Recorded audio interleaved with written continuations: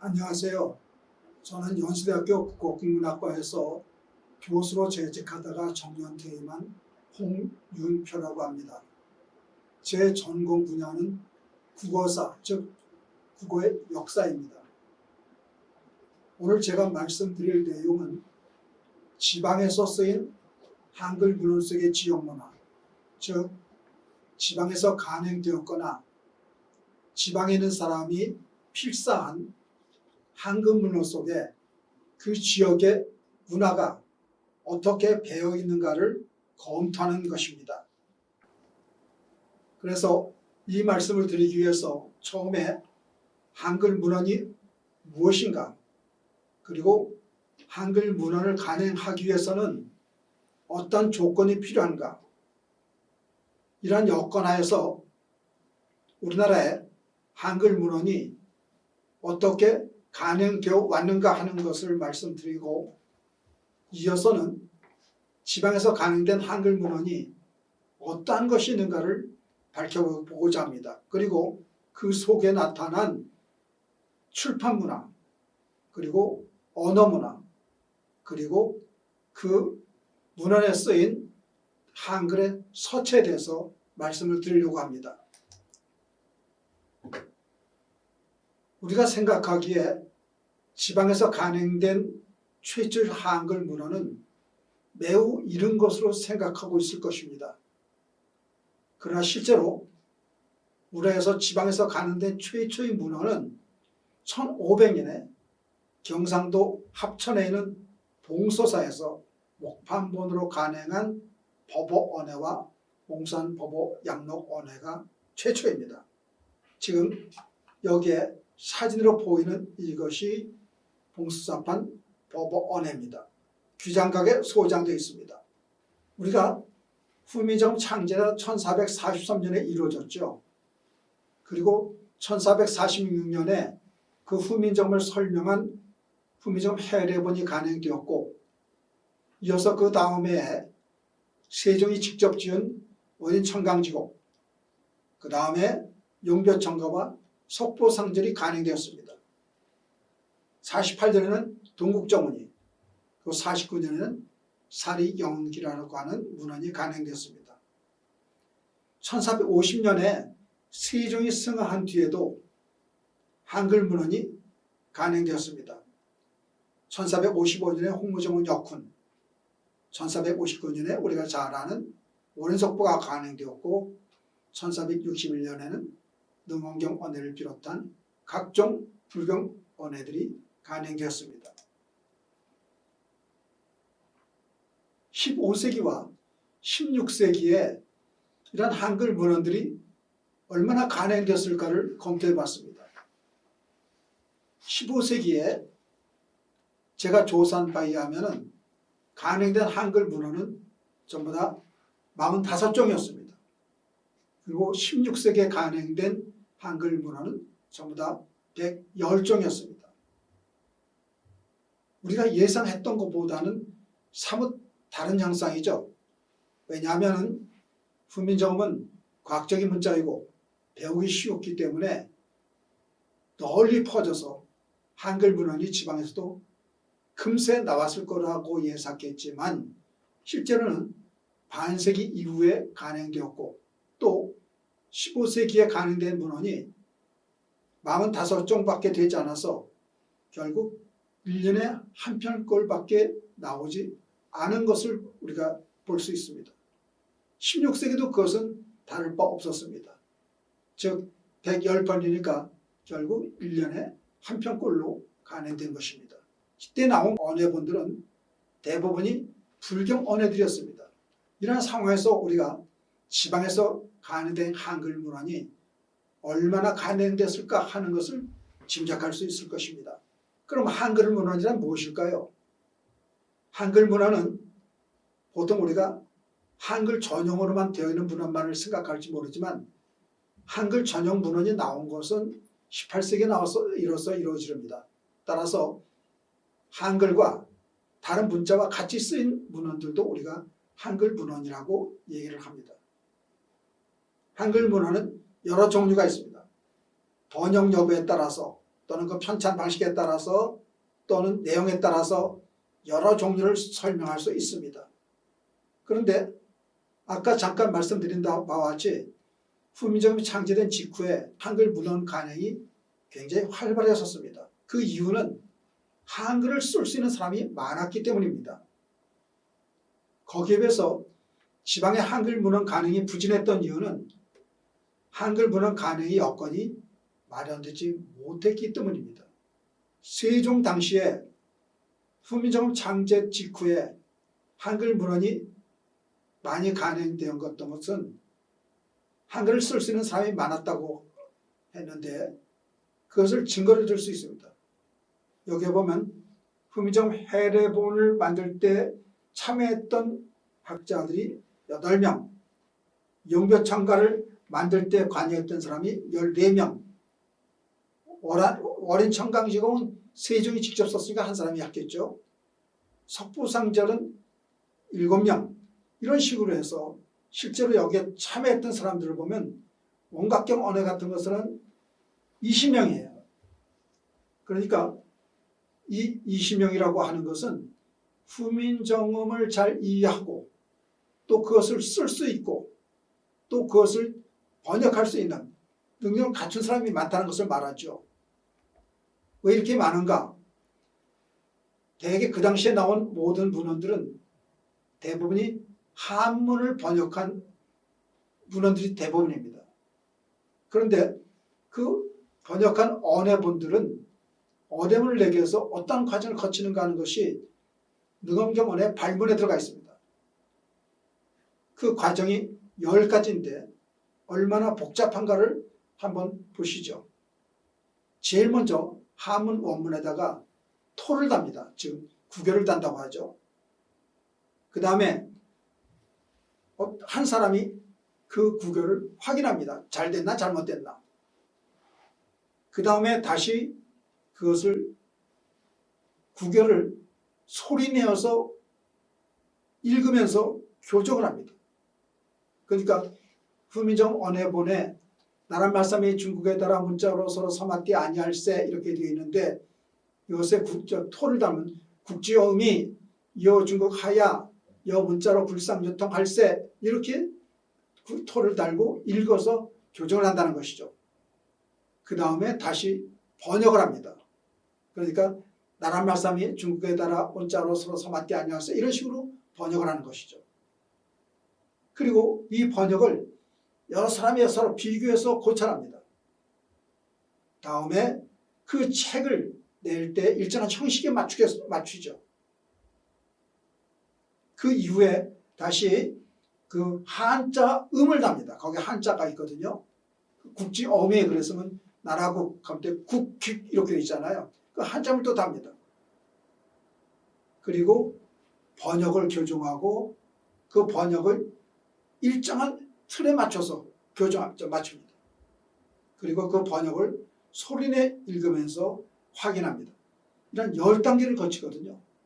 그러니까 여기에 한 사람씩만 참여해도 10명이 참여한다는 얘기거든요.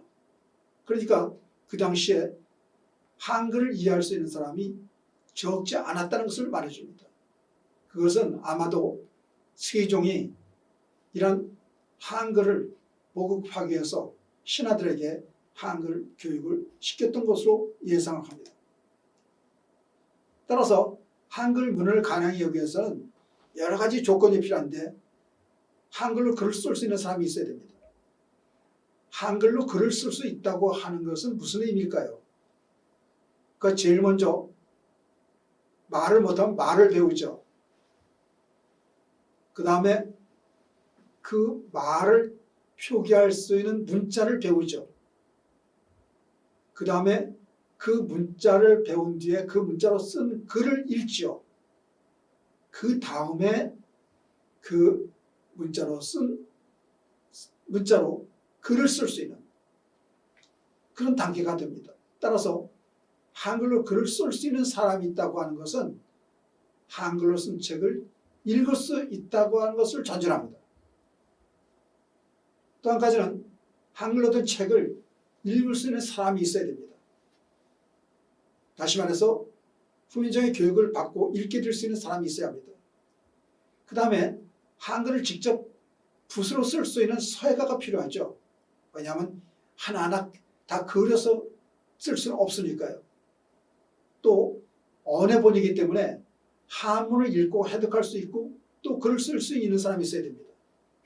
또한 쓰고자 하는 내용에 대해서 어느 정도 지식을 갖춘 사람이 있어야 됩니다. 그리고 한글 문헌에 나타난 다양한 속성에 대해서도 자세히 알고 있어야 됩니다. 예를 들어서 우리가 잘 아는 후민정 언어본이 있죠. 여러분들이 잘 아시는 이 책인데 세종어제 후민정음 이렇게 제목이 있죠. 이 제목은 한 칸을 띄어 쓰지 않고 이렇게 계속 때렸습니다. 그리고 그 밑에는 재난 글씨를 신해서 여기에 나오는 한자에 대한 주석이 들어가 있는데 이거는 한 줄에 2줄씩 쓰도록 되어 있죠. 그 다음에 본문이 들어갑니다. 국지어음이 하는 것이 나오는데 국지어음이는 본문입니다. 그런데 여기는 한 칸을 내려 쓰지 않습니다. 그리고 국지어음이를 우리말로 번역한 것이 있는데 나란말싸미 이렇게 번역본이 나옵니다. 근데 이 번역본은 바로 한 칸을 띄었습니다. 그러니까 이런 그 언어본을 보면 일정한 형식을 갖추고 있어서 이러한 형식을 갖출 수 이런 형식에 대해서 잘 알고 있는 사람이 책을 간행할 수 있는 겁니다. 그뿐만이 아닙니다. 책을 낼 수 있는 외적인 조건도 필요합니다. 옛날엔 전부 다 활자본이나 목판본인데 주로 목판본이죠. 그러면 판목을 만들기 위해서 목재 공급이 수월해야 됩니다. 그 다음에 책을 찍어낼 한지가 굉장히 필요하죠. 공급이 용이해야 됩니다. 지금이야 종이가 흔해서 막 쓰고 있지만 옛날에는 한지가 무척 귀했죠. 그 다음에 그 판목을 다듬고 거기다 글씨를 새기고 이런 여러 가지 조건을 갖추려면은 그 출판을 담당할 수 있는 아주 높은 재력이 있어야 됩니다. 돈이 없으면 그거 가능하지 않습니다. 그리고 판각 능력을 가진 조각가인 각수가 충분히 확보되어야 됩니다. 일일이 다 새기니까요. 또한 책들을 소비할 수 있는 넓은 독자층이 실제 있어야 됩니다. 이러한 요건 때문에 후민정음이 창제되고 곧바로 한글 문헌이 간행됐지만 지방에서 한글 문헌이 간행된 것은 반세기가 지난 1500년에야 가능했던 것입니다. 이런 것을 보면 세종의 뜻한 서문에 나와 있는 것처럼 어린 백성인 이러고 저걸 빼셔도 마침 나 지의 뜻을 실업해두지 못하려면 아니라 내 일을 위하여 어여빼내겨 새로 28자를 맹가하니 사람마다 예수민이겨 나로서의 편안케 하고 자를 따라하니라 하는 이 세종의 뜻이 한동안 실현되지 못한 이유가 바로 이런 데 있었던 것입니다. 그러면 한글 문헌이 이렇게 가능하기 힘들었다고 하는데 그러면 우리나라에서 한글 문헌이 가능된 그 흐름이 있을 텐데 어떠한 흐름이 있는가? 이것은 이호건 교수의 그 조선시대 한글 문헌 가능의 시기별 경향과 특징이라는 논문에서 밝힌 것이 있습니다. 이것을 5기로 나눠서 요람기, 성장기, 변동기, 융성기, 변혁기 이렇게 잡아서 요람기는 후미정부 창제부터 예전까지 1469년까지, 성장기는 임진왜란 직전까지, 그 다음에 변동기는 경종 때까지, 그 다음에 융성기는 영종조 때, 변혁기는 순조부터 갑오경장까지라고 이렇게 제시했습니다. 그래서 소수시대 한글 문헌을 검토해 보면은 15세기는 주로 불교 관련 문헌들이었고요. 16세기에 와서야 종류가 다양해지기 시작합니다. 그러니까 교화서, 다시 말해서 국민들을 교화시키는 경민편이라든가 상강행실도라든가 이른행실도라든가 이런 책들을 간행하게 됩니다. 즉 실용적인 필요에 의해서 편찬된 한글 문헌이 16세기에 등장하게 됩니다. 그리고 한자 학습서도 나오고 의서도 나옵니다. 17세기에는 임진왜란을 거쳤기 때문에 병서가 많이 나옵니다. 그리고 병이 많이 돌아서 의서가 많이 나와서 여러분들이 잘 아는 허준의 동의보감도 17세기 초 1613년에 간행되죠. 그 다음에 음식조리소도 나오고, 그 다음에 다른 나라와의 국제관계 때문에 외교 관계를 위해서 역학서들이 많이 나오게 됩니다. 18세기에는 한글문헌 간행의 전성기입니다. 각종 교과서들이 나오고 역학서들이 나오고 그리고 다양한 책들이 나왔는데 19세기에 와서는 한글 문헌이 침체기에 이릅니다. 대개 경서는 칠서 언해를 주로 간행했고 이때 도교가 들어와서 흥행하기 시작합니다. 그래서 18세기 말에 경신동원서를 비롯해서 19세기 말에 각종의 도교 관계자가 나오고 19세기 중기 이후에는 여러분들이 잘 아시는 기독교 문헌들이 많이 나오고 동학관계가 나오고 그 다음에 가장 문화사에서 중요한 역할을 하는 반각본, 그러니까 책을 팔기 위해서 책을 만드는 반각본이 등장하게 된 것이 19세기 중기 이후입니다. 그리고 20세기 초에 와서는 일제 강점기의 영향을 받아서 여러분들 잘 아는 판권지가 이 당시에 나오고 20세기 초에 와서 연할자가 도입되면서 신문 잡지가 등장하고 그 다음에 옛날 문헌들은 되게 딱지본, 그래서 울긋불긋한 층이 있죠. 그 표지가 딱종이 등장하게 됩니다. 그러면 지방에서 간행된 한글 문헌들은 어떤 것이 있을까요? 지방에서 간행된 한글 문헌은 처음에는 중앙에서 간행한 책을 다시 지방에서 간행하는 경우가 있고 그 다음에 지방에서 간행한 것을 중앙에서 다시 간행한 후에 이 중앙 간본을 지방에서 또 간행하는, 그러니까 지방, 중앙, 지방으로 옮겨가는 이러한 간행 유형이 있고 또 한 가지는 지방에서만 가능한 경우가 있습니다. 그리고 지방이나 서울이나 개인이 가능한 경우 있고 그리고 가능이 아니라 소위 지방에서 필산 그러한 문헌들도 있습니다. 중앙 간행본을 지방에서 다시 간행한 경우는 상당히 많습니다. 대개 복각본이 많습니다.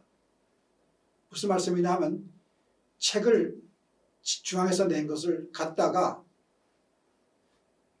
종이를 뜯어서 판목에다 뒤집어 엎고 그대로 새겨서 다시 찍어내는 것이니까 소략하지만 중앙에서 나온 책을 그대로 찍어낸 것이라고 할 수 있겠죠. 그런데 중앙에서 가능한 것을 지방에서 다시 복각한 것은 거의 대부분이 지방 사찰입니다. 절입니다. 왜 그랬을까? 그 당시에 중앙에서 가능한 책을 다시 가능할 수 있는 여력을 갖춘 곳은 사찰밖에 없었거든요. 지방의 관하에서도 찍어 넣을 수 있었지만은 지방 관하에서 찍어낸 한글책은 그렇게 많지 않습니다.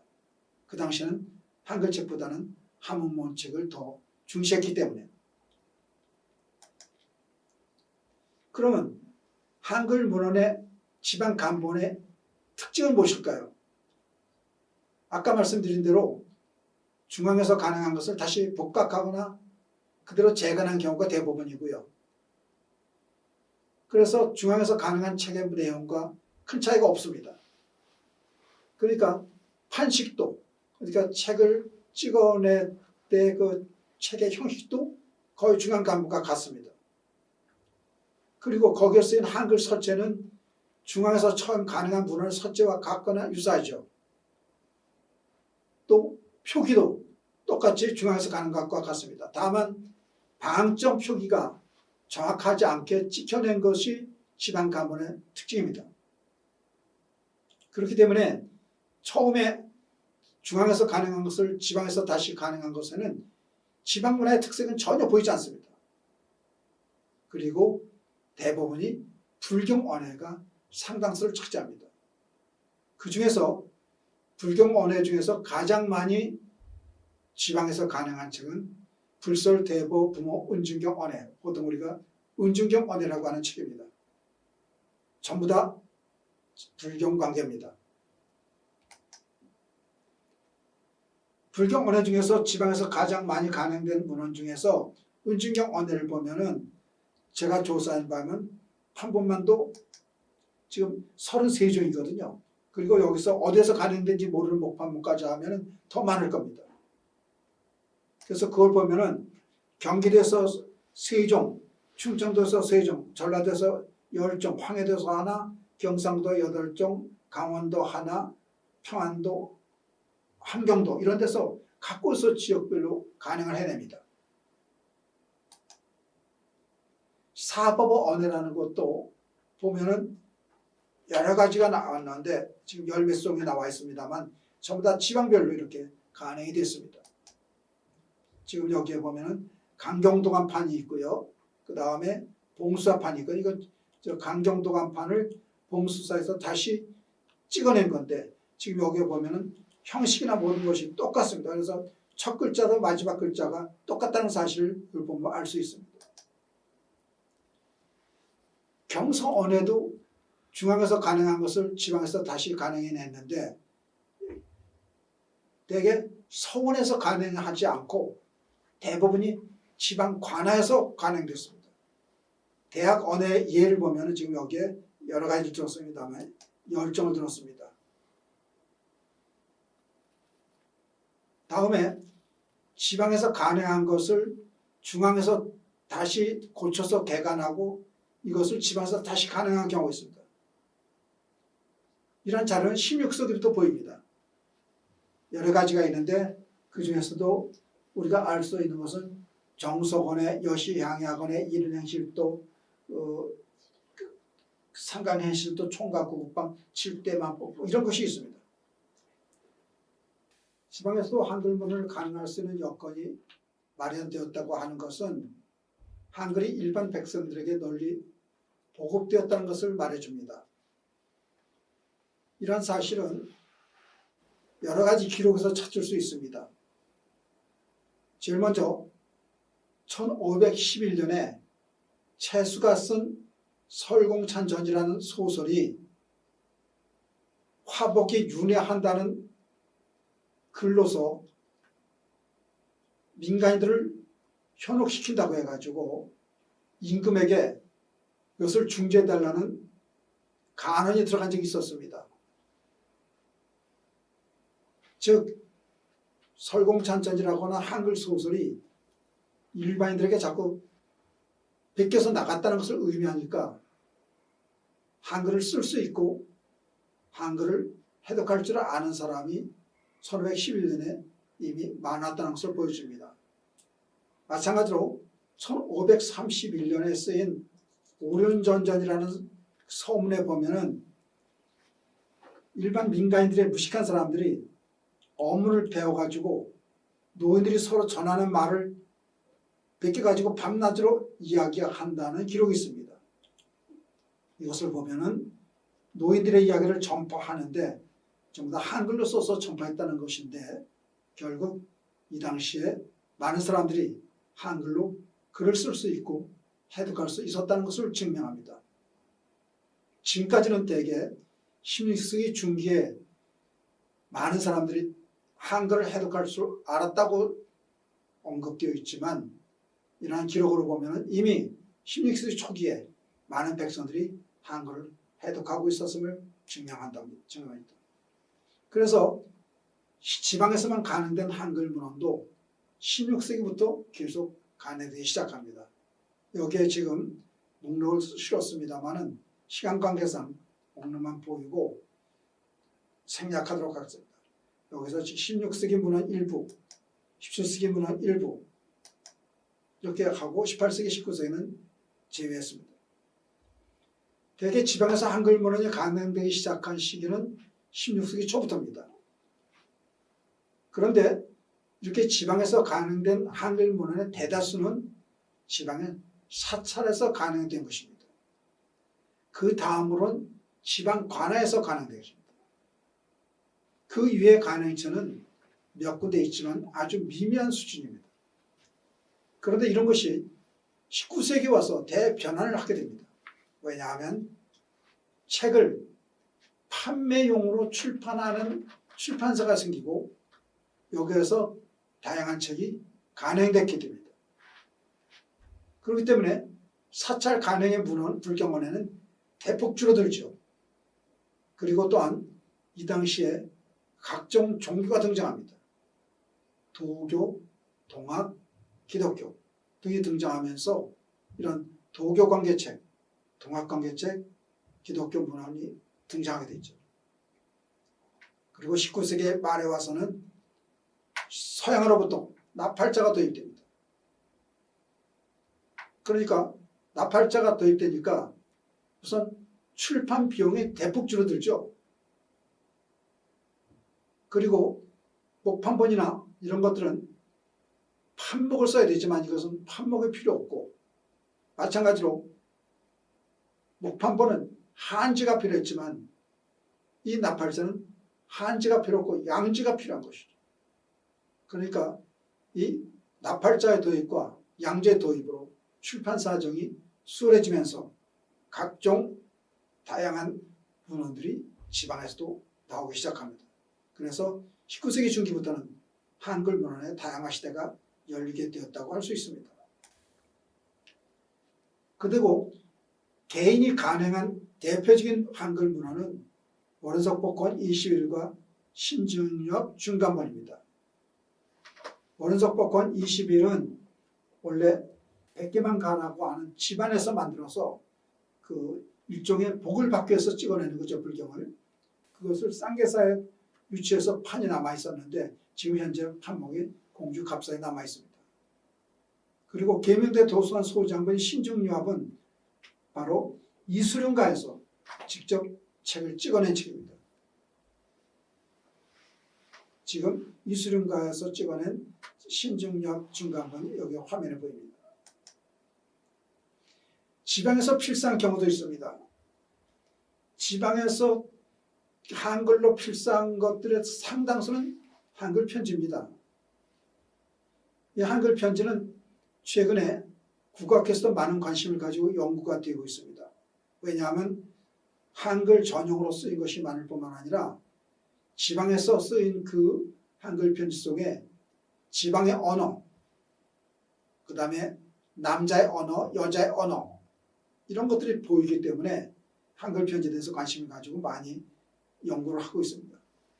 지금까지 알려진 것으로는 신창맹씨, 순천김씨, 이응태묘 출토 언간이 있습니다. 이응태묘 출토 언간은 여러분들께서 원연마 편지라고 해서 잘 알려져 있는 것이죠. 그 다음에 청풍김씨, 파평윤씨, 이런 청풍곽씨, 진주하씨 이런 책들이 저 편지들이 많은 건 거의 200점에 가깝게 남아 있고요. 적은 건 한두 점씩 남아 있는 것들이 있습니다. 그 다음에 지금까지 사람들이 관심을 가지지 않고 보지 않는 것이 있는데 한글 필사본입니다. 그 필사본 고소설입니다. 한글 필사본 고소설은 맨 뒤에 보면은 누가 빚겠다는, 언제 빚겠다는 글이 나옵니다. 따라서 그 지역의 언어를 반영하고 있을 것 같으니까 그런 것들도 좀 참고를 했으면 좋겠고요. 가사도 마찬가지입니다. 다음에 사서상경 필사본이 전하는데 이것은 지역 문화를 크게 반영하지 않습니다.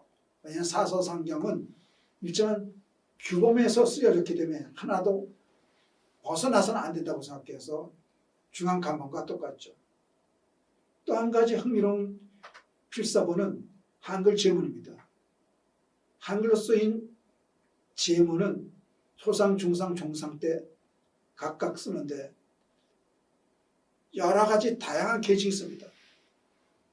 부모가 돌아가셔서 아들이, 딸이, 또는 남편이 돌아가셔서 아내가, 또한 어떤 가장 제가 보았던 슬펐던 제문 중에 하나는 딸이 죽어서 어머니가 쓴 제문이 있습니다. 그건 정말 구구절절히 읽으면 눈물이 날 정도로 애처로운 그런 사연이 들어있는데 이 한글 제문은 한 사람의 일대기가 그대로 드러나 있습니다. 그래서 한글 제문은 과장은 있어도 거짓은 없거든요. 따라서 그 시대의 또 그 지역의 한 인간사가 아주 여실히 드러나는 좋은 자리이기 때문에 굉장히 중요한 자료입니다. 그런데 아직까지도 한글 제문에 대해서 깊이 연구한 것 같지 않으니 많은 사람들이 관심을 가지고 연구했으면 좋겠습니다. 지금서부터는 각 지방 문화를 말씀드리겠습니다. 먼저 지방에서 가능된 한글 문헌과 지역의 출판 문화가 어떤 것인가. 근데 문헌을 간행할 땐 누가 책을 냈는가에 따라서 관에서 내면 관판본, 개인이 내면 사판본. 근데 관이라도 중앙관에서 나면 중앙관판본, 지방에서 나오면 지방관판본이라고 하고, 사판이라면 개인이 내는 것인데 사찰, 서원, 사궁, 보소, 방각사가 있습니다. 보소는 족보 만드는 것이고요. 그리고 문헌 간행의 주체에 따라서 중앙관판본이라도 고려시대하고 조선시대가 다릅니다. 그러니까 출판을 담당하던 중앙관서가 어딘가. 고려시대에는 비서성, 대장도감, 묘장도감, 서조관 이런 것이 있고, 조선시대는 여러분들이 잘 많이 들어본 강경도감, 교수관, 내각장판, 훈련도감판, 관상도감판, 사관판, 학부감판이 있습니다. 그리고 지역으로는 8도가 다 있어서 보통 금영, 기영, 영영, 완영, 원영, 함영, 기영, 해영이라는데, 금영은 충청도, 금영은 금산의 금자입니다. 기영은 경기도, 영영은 경상도, 완영은 전라도, 원영은 원주라서 강원도, 함영은 함경도, 기영은 평안도, 해영은 황해도, 이런 식으로 해서 나오는데 각국의 그 지방 간판문에서 나온 책이 많습니다. 그 다음에 부, 목, 군연에서 낸 책도 있는데 극히 드물어서 여기서는 생략하도록 하겠습니다. 그럼 여기에 지금 강경도 간판, 교수 간판, 내각관 이렇게 보여드리고 있습니다. 지금 여기서 보이는 책들은 굉장히 정연한 책들입니다. 왜냐하면 중앙관서에서 냈기 때문에. 지방관판본은 기영, 해영, 완영 이런 데서 난 것이 있는데, 기영은 평안도 것인데 여기서 난 걸 보면 화동정, 통송고, 포청원 노골대, 일은행실도, 석상강실도, 해영, 황해도에서 난 건 상경실도, 화포시건에 이런 것이 있고요. 완영은 경민편에서부터 굉장히 많죠. 완영은. 그 다음에 영영, 대구에서 찍어낸 건데 논원의 동의보감명자로 굉장히 많습니다. 그래서 그 가장 활발했던 것이 영영과 완영입니다. 그러니까 대구와 전주죠. 그러면 지방관에서 가능한 한글 문헌은 어떤 특징이 있는가? 첫째는 불교 관련 한글 문헌 한 번도 간행된 적이 없습니다.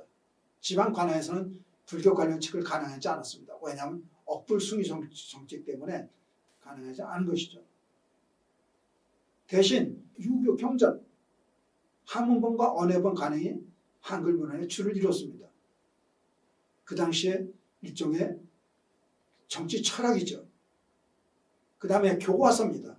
상강행실도, 일인행실도, 경민편원의, 정서원의, 여시향약원의 이것처럼 국민들을 교화시키는 책들입니다. 그 다음에 또 한 가지는 민간인의 의리와 연관시켜서 의학서적이 간행이 많이 나옵니다. 왜냐하면 중앙에서 간행된 책을 지방까지 퍼뜨리기 힘드니까 지방에서 다시 간행해서, 그러니까 병원이 많지 않으니까, 없으니까 전부 다 민간요법으로 치료할 수 있도록 하는 것이죠. 또 한 가지는 중앙의 지시에 따라서 다시 간행해서 국민들에게 배포하는 이런 경우입니다. 심지어 제주도에서도 이런 것들이 나오는데, 여기에 지금 사진에 보이는 것은 17세기 초에 1608년에 제주도에서 가는 중영원회인데 국립중앙도서관에 있습니다. 지금 사찰 간본을 보도록 하죠. 사찰 간본에 16세기와 일부, 17세기 일부, 18세기 일부를 보이고 19세기는 지금 전체를 보여줬습니다. 그러니까 앞에 일부보다도 19세기 전체가 적죠. 실제로 사찰에서 간행한 이런 출판 현황을 검토하지 않고는 우리나라 출판사를 얘기할 수 없어요. 그만큼 소위 출판사, 그 사찰에서 간행된 한글 문화는 굉장히 중요한 양을 차지하고 있는 것이죠. 지방 사찰 간본의 특징은 서울의 사찰에서 가능한 경우는 거의 없고 서울의 사찰이 아니라 지방의 사찰에서 가능했다는 점이 그 특징입니다. 문화가 도시 중심에서 벗어나서 지방으로 확산시키는 데 사찰이 큰 역할을 했음을 증명합니다. 그 다음에 불경 중심의 간행물이지만 사찰과 사찰 교류가 아주 활발했습니다. 오늘날 같으면은 아마 저작권법에 어긋날 겁니다. 그러니까 A 사찰에서 찍은 것을 B 사찰에서 다시 찍는 거죠. 그래도 그 당시는 큰 문제가 없습니다. 그 다음에 사찰에서 찍어낸 책 중에서 불경 이외의 한글 문헌은 두 가지입니다. 하나는 한자습서입니다. 주로 천자문과 유합입니다. 근데 한자습서는 천자문, 유합, 신중유합, 훈몽자의 아악편 이런 것이 있었는데 사찰에서는 훈몽자회와 아악편은 가능한 적이 없습니다. 훈몽자회는 20세기에 와서 만의 한영원이 가능한 것이 유일합니다. 그리고 사찰에서 가능된 한글 문헌은 16세기에서 18세기까지 전성기 이루다가 19세기에 와서 쇠퇴하게 됩니다. 아마 이것은 불교의 쇠퇴와 연관되는 것으로 해석이 됩니다. 여기에 지금 사찰 간의 천자문과 유합을 이렇게 많이 들었습니다. 굉장히 많이 가능했죠. 아마도 사찰에서 이렇게 천자문과 유합을 가능한 것은 불경이 한문으로 되어 있기 때문에 한문을 해독하기 위해서 한 것 같습니다. 그 다음에 반각본입니다. 민간이 영리 목적으로 가능한 찍어낸 책이 반각본인데 우리나라에서 민간이 영리 목적으로 책을 찍어내서 판 예는 16세기 후기에 서울에서 나타납니다. 1576년에 고사초록이라는 책의 중간본인데 그 권말에 뭐라고 되냐면 매자심내 살려는 사람은 찾아오시라 하는 강기가 적혀 있는 거죠. 그러니까 여기는 이 책을 팔려고 내는 것이죠.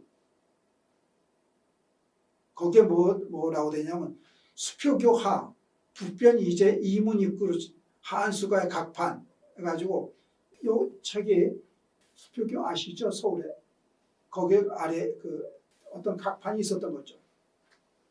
그러나 반각본이 성황을 이룬 것은 19세기 중기 이후입니다. 초기의 지방 반각본은 대개 전주와 안성과 태인과 나주, 금성, 대구 이런 데서 나옵니다. 그리고 이것이 반각본이 성행을 이룬 것은 주로 전주, 대구, 안성 이런 것이 대부분이고 서울은 또 별도로 있죠. 반각본으로 가는데 문헌을 보면 그 당시의 문화적 특징을 파악할 수 있죠. 오늘날도 마찬가지죠. 오늘에서 베스트셀러가 어떤 책인가를 보면 그 시대상을 볼 수 있듯이요.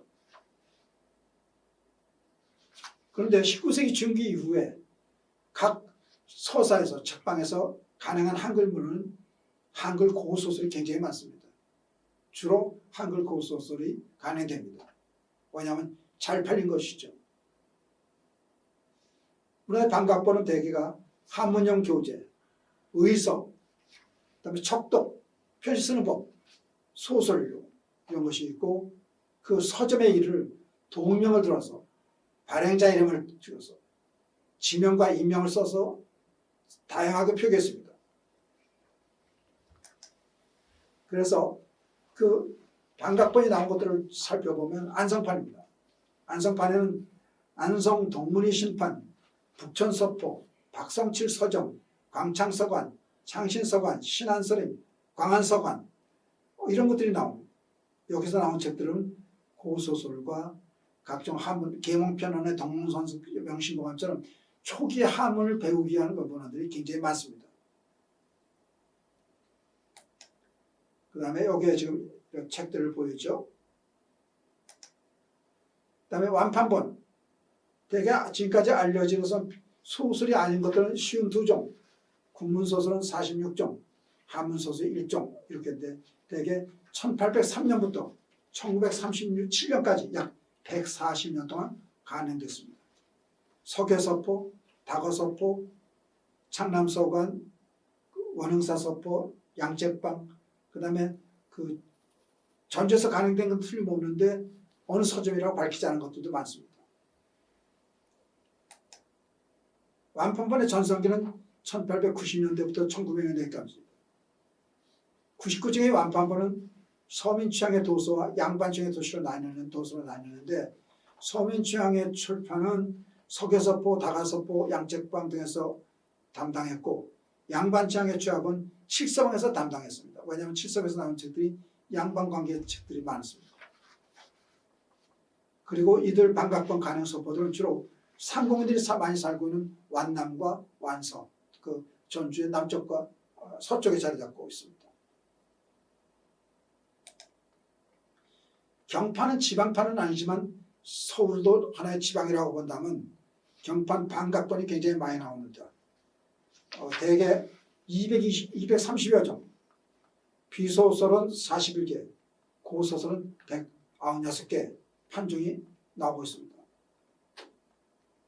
경판 반각본은 대개 1780년에 간행된 임경업전이 최초고 경판본 고소설은 1850년대부터 1860년대 전성기를 이릅니다. 광통방, 남곡, 동현, 미동, 무교, 송동 굉장히 많죠. 석동, 어청동, 서방, 용동, 유동, 야동, 유천, 합동, 홍수동, 화산, 화천, 효교. 지금 현재 이것이 어느 위치에 있는가는 상당히 많이 파악들을 하고 있습니다만 현재 남아있는 것은 없습니다. 그 다음에 대구판이 있습니다. 대구판은 달성이라고 해서 달판이라고 많이 합니다. 그 대구판은 반각본이 15종 정도로 알려져 있습니다. 근데 한글 고소설은 없습니다. 왜 대구에서는 고소설을 안 읽고 전주에서는 고소설을 읽었을까? 전주에서 간행된 그 완판본 고소설은 대부분이 판소리계 소설입니다. 그리고 이것을 서울에서 다시 간행할 때는 경판으로 찍었는데 그 판소소설을 줄여서 찍죠. 완판본이 이런 고소설이 많이 나온 것은 바로 판소리의 고장이기 때문에 그렇습니다. 근데 경상도는 판소리의 고장이 아니죠. 대개 경상도는 춤의 도시라고 한다면, 춤의 고장이라 한다고 하면 전라도는 소리의 고장이죠. 그래서 경상도는 고소설이 나오지 않고 완판본의 고소설이 나온 것으로 추정이 됩니다. 대구에서는 대개 한자 학습서가 많이 간행됩니다. 대표적인 광문사, 대구, 세환동, 제전당 석보, 칠서당, 영천, 해원서가 뭐 이런 것들이 많이 나옵니다. 지금까지도 제전당 석보에서 나온 책들은 많이 흘러나와서 흔히 볼 수 있는 거죠. 대구판 이렇게 사진을 보입니다. 그 다음에 수원판이 있습니다. 주로 교양서를 간행했습니다. 최성훈 상점, 수원 서관, 최영렬 서점, 상섬서를 이런 것이 있는데 대개 한자 학습서들이 주로 많이 간행됐습니다. 그 다음에 평양판이 있습니다. 한글로 쓰는 문헌 중 모판 등은 보이지 않습니다. 왜냐하면 아직도 이 평양에 대한 자료가 없어요. 정보가 없어서 제가 기술하지 못하고 제가 가지고 있는 책 평양에서 나온 추학적경 이것만 제가 보이고 있습니다. 그러면은 경판과 안성판, 완판은 주로 한글 고소설을 간행했고 대구판, 수원판은 한자 등을 학습하는 학습서를 간행했고 경판은 다양한 문헌들을 간행했습니다. 이런 반각본이 나오다가 납할자가 도입되니까 목판본들을 전부 다 연할자본으로 간행하는 거예요. 그러면서 바로 1908년부터 바로 신소설이 등장하고 그리고 딱지본이 굉장히 등장해요. 딱지본 소설은 대단한 인기를 이뤄서 1960년대까지도 딱지본을 출판해서 판매하고 있었습니다. 종로 3가에 제가 대학 다닐 때 보면 종로 3가 지나다 보면 세창서관이 그대로 있었습니다. 그 다음에 대구의 향민사 등이 그대로 그걸 찍어낸 적이 있죠. 그 다음에 한글 문헌과 언어 문헌. 지방에서 가능된 한글 문헌은 한글로 그 지역의 언어가 크게 반영되어 있지 않습니다. 왜냐하면 지역에서 가능됐다고 해서 그 지역의 언어를 그대로 반영하고 있지 않기 때문입니다. 지금도 마찬가지죠. 제주도 사람이 말을 할 땐 제주도 말을 하지만 글로 쓰려면 다 서울말로 쓰죠. 왜냐하면 글을 쓰는 순서에 따라서 그런 결과가 나오죠. 아까 잠깐 말씀을 드렸습니다만 제일 처음에 말을 배우고 문자를 배우고 그 문자로 쓴 책을 읽고 단지 쓰는데 쓸 때는 읽은 방식에 따라서 문장과 어휘나 표현 이런 걸 그대로 쓰는 거죠. 그러니까 그 지방 사람이 쓰면은 그 지방 말로 쓸 거라고 예상했건 전혀 어긋나죠. 저희들이 방언조사를 나가도 마찬가지입니다. 그 지역의 특수한 어휘를 조사하려고 하면 자꾸 표준어로 말을 해요. 그래서 그런 일종의 방언 컴플렉스도 있습니다. 따라서 그 지방에서 가능된 문헌이라고 해서 그 글을 쓴 사람이 그 지역 사람이 아닌 경우가 또 많기 때문에 그 지역을 반영하지 않는 경우도 많습니다. 방언 또는 지역을 반영한 지방 가능 한글 문헌을 제가 조사한 것을 쭉 목록을 들었습니다. 대개 여기서 이제 문제가 발생하는 것은 그 문헌이 지방에서 가능된 것이 모두 그 지방의 방언을 반영하고 있다고 생각하는 경우가 많지만은 그것을 반영할 수 있는 비율은 무척 적습니다. 또 가능지가 꼭 그 문헌에서 반영하고 있는 방언의 지역을 그 지역을 보이는 것은 아닙니다. 특히 복각본인 경우는 서울 걸 그대로 찍었으니까 나타나지 않죠. 그 다음에 문헌의 저자 앞에 본관을 써온다는 것이 많은데 간혹 혼동해. 전주 이 암흑에 저 이렇게 돼 있거든요. 그러니까 전주 사람인 줄 아는데 전주 이 시가 쓴 거거든요. 착각해서 그렇게 하는 경우도 많으니까 본관을 말하는 것이 출신이 아닙니다.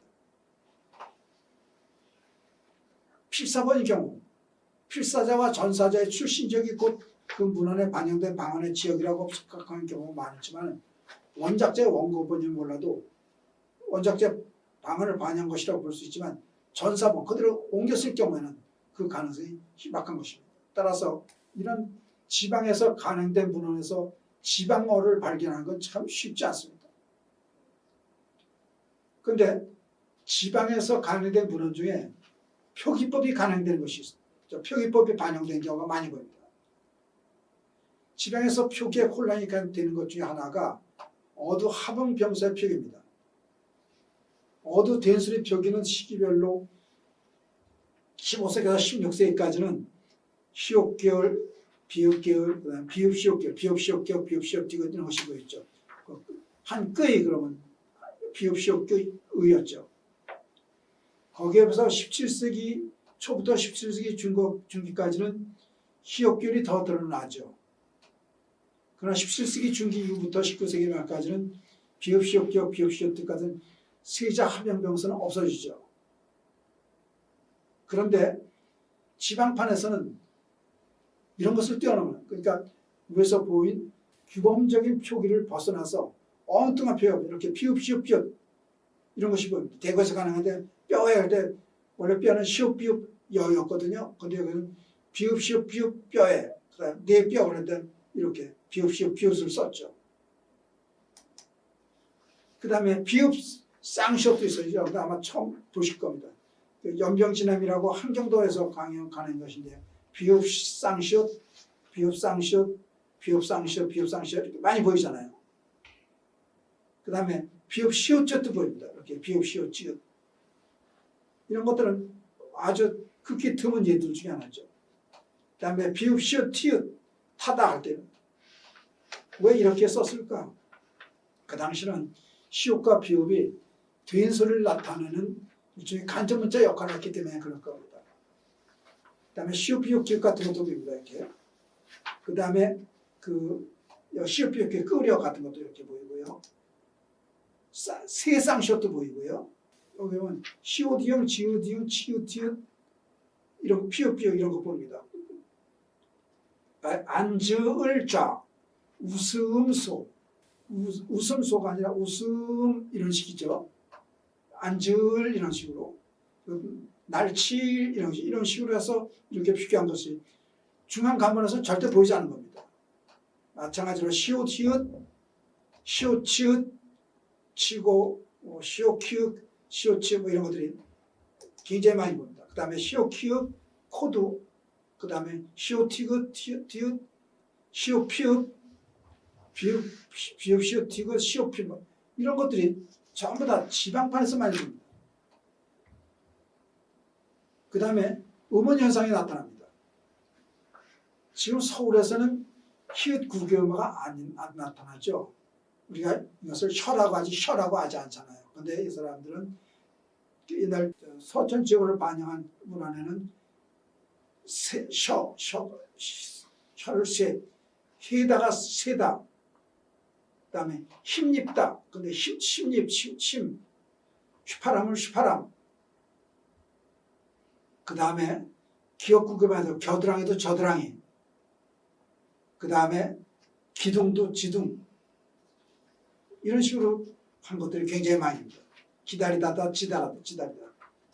그 다음에 우물하고부터 이몸 역행동하게 나죠. 어미가 애미가 되고 아미가 애비가 되고 그 다음에 그 호러미가 호래미가 되고 당기다가 댕기다가 되고 보이다가 배에다가 되고 속에다가 숙이다가 되고 사기다가 색이다가 되고 이러한 의문 현상도 나타납니다. 초학교선 서천 지역을 반영한 책이나 또는 어휘가 반영된 것도 맞습니다. 이게 경남 고성 방인데 병이 샘도 샘이 가볍다를 개겹다 벌레를 벌기 이런 것들이죠. 그 다음에 도끼도 독구 광물이를 광지 통영에서 개간된 것도 보면 구경도 귀경 그 다음에 주머니를 중치 그 다음에 서산지어를 나타내는 것을 보면 뭐가 나오면 당가비당 이런 것이 있는데 당가비당은 지금 충청도는 땅개비라고 하는 겁니다. 땅개비 이런 것들이 바로 지방에서 간행된 문헌들에 나타난 언어 문화 현상들입니다. 그러니까 표기가 일정하지 않고 갑자기 음원 현상과 어휘가 반영된다 하는 것이 일반적인 현상이죠. 그 다음에 지방에서 간행된 한글 문헌은 서울에서 간행된 한글과 서치가 다릅니다.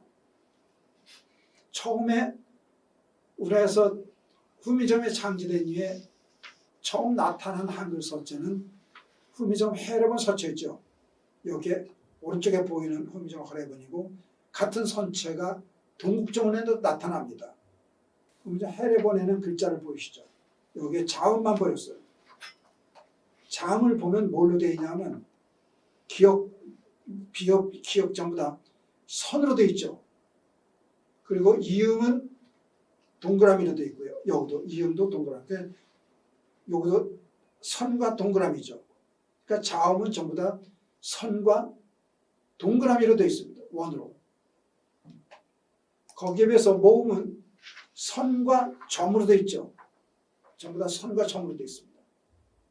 그리고 흥미로운 사실은 선과 점이 다 이렇게 떨어져 있죠. 잘 보시면은 비읍은 이렇게 선이 다 붙어 있죠. 키읔도 다 붙어 있고 선이 다 붙어 있잖아요. 근데 모음은 전부 다 떨어져 있습니다. 왜냐하면은 자음은 기역에서 키읔 만들 때 가액한 것이죠. 가액한 건 붙여요. 그러나 이렇게 결합시킨 것은 떨어집니다. 보면 모음은 이렇게 점과 선으로 되어 있습니다. 그리고 이렇게 음절 글자를 보면 이런 모습으로 되어 있습니다. 후미점 해례본의 한글 서체의 특징이 있습니다. 그러니까 점과 선과 원으로 되어 있죠. 그 다음에 자모와 자모 사이는 떨어져 있고요. 잘 보시면은 여기 보면은 여기에 모든 자문들이 다 떨어져 있습니다. 기역과 점과 을과 지읒이 다 떨어져 있죠. 짝도 비읍도 다 떨어져 있습니다. 그 다음에 선의 길이가 일정하지만 잘 보시면 비읍을 보시죠. 이건 미음에다가 위에다 선을 올린 건데 가액한 건데요. 짧죠.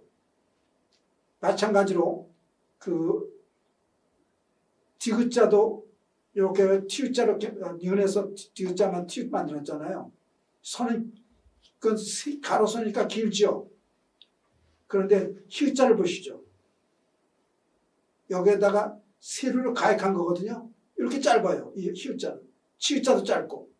다시 말해. 그 다음에 이거 보세요. 세로로 그 합성한 것도 동그라미 이렇게 작아요. 그러니까 이거 세로로 합성할 때는 작은 글씨로 선도 짧게 하고 합니다.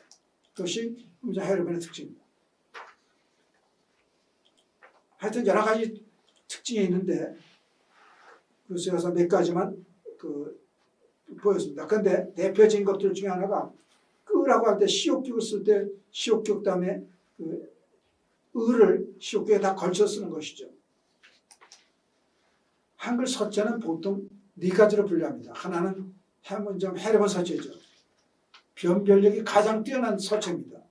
여러분들 지금 우리가 쓰는 서체가 여러 가지가 있는데 바탕체가 있고 소위 제목체가 있죠.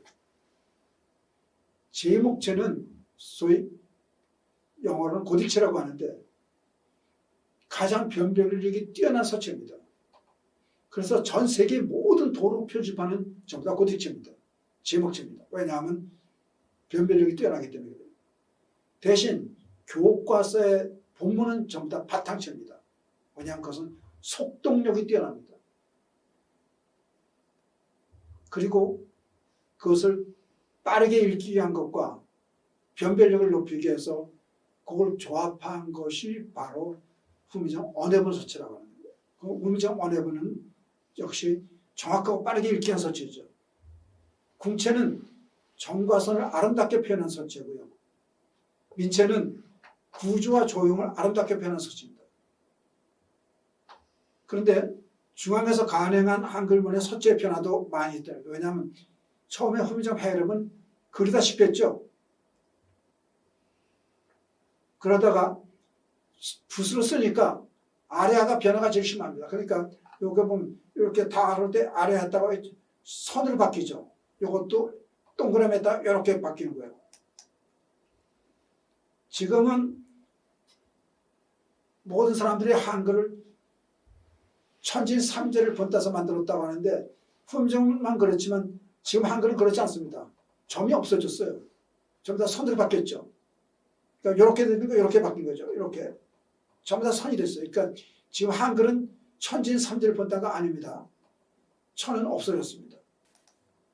그 다음에 지읒이 원래는 삼획이었어요. 이렇게 삼획이었는데 이게 지방판서부터 전부 다 이획으로 바뀌어갑니다. 지금도 여러분들 쓸 때는 전부 다 이획으로 쓰죠. 그래서 여러분들 무슨 일이 잦아진다 할 때 지읒에다가 아 쓰고 지읒을 썼었는데 되게 균형을 맞추기 위해서 초성의 지읒은 두 획으로 받침의 종성의 지읒은 3획으로 써서 외국인들이 지읒자를 초성으로 쓸 때와 종성으로 쓸 때 서체가 다른 것으로 착각하는 경우가 많습니다. 그 다음에 기역도 처음에는 이렇게 직각으로 되어 있던 것이 이렇게 꼬부라지기 시작합니다. 이렇게. 지금도 가 그러면 이렇게 하고 이렇게 왼쪽으로 꼬부라지죠. 그것은 제게 1850년대부터 꼬부라지기 시작합니다. 그러니까 가명 이렇게 썼던 것을 직각으로 했던 것은 가할 때를 꼬부라지잖아요. 효도 가할 때도 이렇게. 그것도 되게 어디서부터 나타나면 지방판에서부터 보이기 시작합니다. 그 다음에 티읕도 타, 토 할 때와 티다 할 때 이렇게 떨어진 것이 있죠. 이렇게 띄는 것. 그 다음에 지금 북한에서는 세로로 이렇게 씁니다. 근데 요것도 떨어뜨려 쓰기 시작한 것은 바로 지방판에서부터 나옵니다. 시옷도 제일 처음엔 이렇게 썼는데 이렇게 오른쪽 비침을 중간에서부터 이렇게 비친 것은 전부 다 지방판서부터 나옵니다. 되게 16세기부터 나옵니다. 다음에 꼭지점을 보면 처음엔 이렇게 쓰다가 나중에 이렇게 옆으로 올라가죠. 이렇게. 그리고 흉안 같은 거 이렇게 가로로 긋잖아요. 이렇게 왼쪽 하는 것을.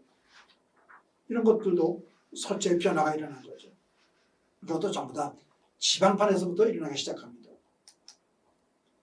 워도 보면은 워자가 원래 이렇게 된 거죠. 근데 지금은 이렇게 쓰죠. 그런데 여러분들 지금 이게 표준이 없어서 그런데 100원 동전, 500원 동전에 보면 원자가 이런 식이에요. 근데 지폐는 원자가 이런 식이에요. 마찬가지로 500원 동전에 원자가 이렇게 돼 있는데 10원짜리 조그만 동전이 있죠. 새로 난 거. 거기에는 이 글씨로 돼 있어요.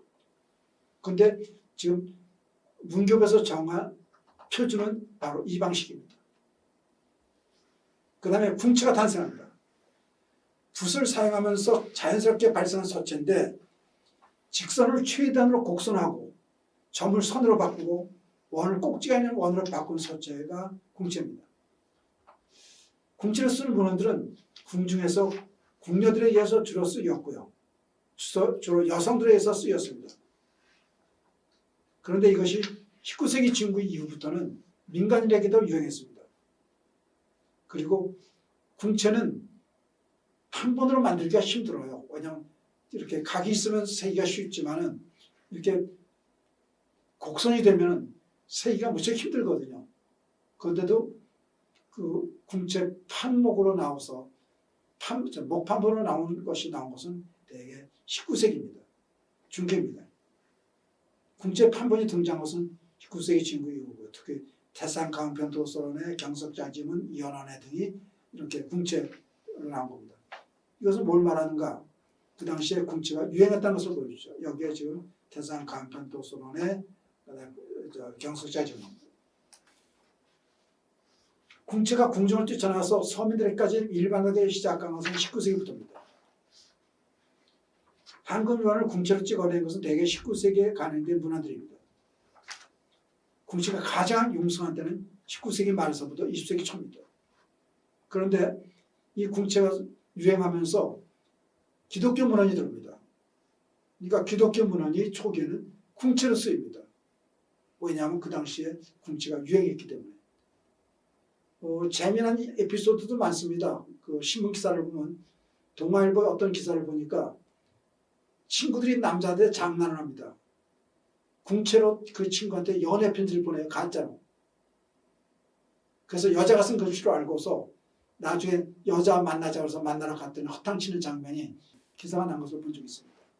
이렇게 궁체는 여성들이 쓰는 것으로서 널리 알려져 있었고 그것이 유행했다는 것을 볼 수 있죠. 근데 경판 고소설은 모든 서체는 모두 궁체입니다. 아까 말씀드린 그대로 서체로서 궁체가 유행할 때 반갑번 고소들이 등장했기 때문에 이해합니다. 왜냐하면 아름다운 서체고 민간인들에게 친근감을 줍니다. 그런데 경판 고소설에 보이는 이 궁체는 일반 필사본이나 목판본의 어떤 활자본에 보이는 궁체는 차이가 있습니다. 왜냐하면 궁체는 세류가 길어요. 그런데 세류를 길게 쓰면은 판목이 많이 들고 종이가 많이 들어요. 그래서 납작납작한 궁체를 개발한 것이 경판 고소설들입니다. 그런데 궁체가 지방으로 확산된 시기는 언젠가? 대개 20세기 초로 보입니다. 궁체가 지방에 확산된 곳은 제가 조사하기로는 안성까지밖에 없습니다. 남방으로 더 떠나지 않았습니다. 서울에서 그 문화가 지방으로 유입된 것 같지 않아요. 그러니까 완판본에서는 궁체가 거의 없어요. 대구 달판에서도 궁체 없습니다. 지방판 없습니다. 안성까지가 최하예요. 내려간 게. 그럼 안성에서 왜 경판 소설이 나왔을까? 아마도 안성과 서울의 거리 때문에 그럴 것 같아요. 그래서 안성에서 책을 찍어내는 사람과 서울에서 책을 찍어낸 사람과의 교류 관계가 있었던 것이 아닌가 하는 이런 생각을 하게 됩니다. 그리고 대구나 전주 등의 지방에서 한글 서예, 궁체가 쓰이기 시작한 것은 제가 보기로는 1980년대입니다. 그 다음에 완판본은 다 민체라고 합니다. 그 민체란 말은 여태명 교수가 명명한 것인데 이 민체를 북한에서는 머슴체라고 합니다. 북한에서는 머슴체라고. 납작한 서체에다가 뭉툭하고 두껍습니다. 글씨가. 이 민체가 왜 발생했을까? 대개 독자층에서 이유를 찾는 사람이 많습니다. 확인하기 어렵습니다. 왜냐하면 서울 독자층은 주로 여성이기 때문에 아름다운 서체 궁체를 썼고 전주 독자층은 주로 농민이기 때문에 남성이어서 민체를 썼다고 하는데 꼭 그런 것 같지는 않습니다. 아마도 그 당시에 궁체를 쓰던 사람의 서예가들이 부류가 있었고 민체를 쓰는 사람의 부류가 있었기 때문에 유행에 따라서 그렇게 쓴 것이 아닌가 하는 생각을 가집니다. 중앙에 관판본을 가능할 때는 아주 다양하게 검증을 거칩니다.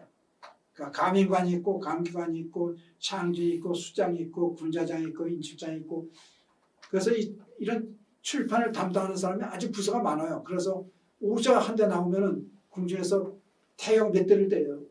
태형 정조 때인가 영조 때 기록을 보니까 태형 30대 한 글자 잘못하면 태형 30대를 맞더라고요. 그러니까 그 관에서 궁중에서 찍어낸 책이라든가 이것은 오자나 이런 것들이 없고 아주 글 자체도 정연하죠. 그러니까 궁체 같은 것은 관에서 찍어낸 책은 없습니다.